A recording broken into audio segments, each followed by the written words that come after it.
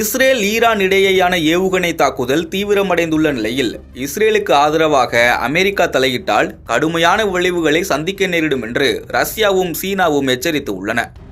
போரில் இருக்கும் இரு நாடுகளுடனும் பல்வேறு உலக நாடுகள் உறவில் இருக்கும் நிலையில் அவை களத்தில் இறங்கினால் இது மூன்றாம் உலகப் போராக உருவெடுக்கும் அபாயம் இருக்கிறது.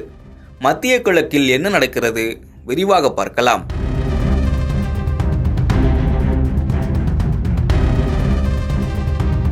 மத்திய கிழக்கு நாடுகளான இஸ்ரேல் ஈரான் இடையே தொடங்கிய போர் இன்றோடு 8வது நாளை எட்டியுள்ளது. தங்களுக்கு எதிராக அணு ஆயுதங்களை உருவாக்குவதாக குற்றம் சாட்டி ஈரானின் அணு ஆயுத நிலைகள் மீது கடந்த 13ஆம் தேதி தாக்கத் தொடங்கியது இஸ்ரேல். இதற்கு பதிலடி கொடுத்து வரும் ஈரான் இஸ்ரேலுக்கு மரண பயத்தை காட்டி வருகிறது. ஹைப்பர்சோனிக் ஏவுகணை மூலம் பாய்ந்து அடிப்பது, இஸ்ரேலின் ஏவுகணைகளை அவர்கள் பக்கமே திருப்பி விடுவது போன்ற நடவடிக்கைகளை மேற்கொண்டு வருகிறது. இந்நிலையில்தான் இந்த போர் பேச்சுவார்த்தையின் மூலம் முடிவுக்கு வர வேண்டும் என்று சர்வதேச நாடுகள் அறிவுறுத்தி வருகின்றன.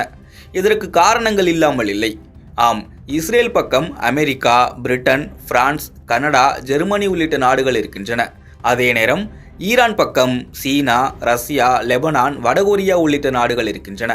இதில் உக்ரைனுடனான போரில் ஈரானிடமிருந்து பல்வேறு உதவிகளை பெற்று இருக்கிறது ரஷ்யா.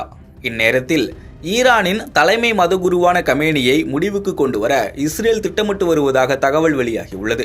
அவரை நிபந்தனை இல்லாமல் சரணடைய வேண்டும் என்கிறது அமெரிக்கா. இந்த போரில் இஸ்ரேலுக்கு ஆதரவாக அமெரிக்கா மறைமுகமாக உதவி செய்வதாக கூறப்படுகிறது. இந்நிலையில்தான் என்ன செய்ய போகிறேன் என்பது யாருக்கும் தெரியாது, வரும் நாட்களில் பெரிய பெரிய சம்பவங்கள் இருக்கும் என்று பேசி ஈரானுக்கு மறைமுக எச்சரிக்கை விடுத்திருக்கிறார் அமெரிக்க அதிபர் டொனால்ட் ட்ரம்ப். இதனிடையே இந்த போரில் அமெரிக்கா நேரடியாக தலையிட்டால் விளைவுகள் மோசமாகும் என்று ரஷ்யா எச்சரித்து உள்ளது. சீனாவும் அதே நிலைப்பாட்டில் இருக்கிறது. போரில் இருக்கும் இஸ்ரேல் ஈரானுக்கு ஆதரவாக அவற்றின் நட்பு நாடுகள் நேரடியாக கோதாவில் குதிக்கும் பட்சத்தில் 3ஆம் உலகப் போர் மூழும் அபாயம் இருக்கிறது. ஒருவேளை 3ஆம் உலகப் போர் மூழும் பட்சத்தில் அது ஏற்படுத்தும் பேரழிவுகளை யாராலும் தடுக்க முடியாது.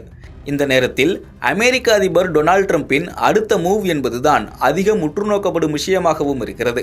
இதனால் சர்வதேச அளவில் பதற்றமான சூழல் நிலவி வரும் சூழலில் பேச்சுவார்த்தையின் மூலம் போர் நிறுத்தம் கொண்டு வரப்பட வேண்டும் என்ற குரல் வலுத்திருக்கிறது.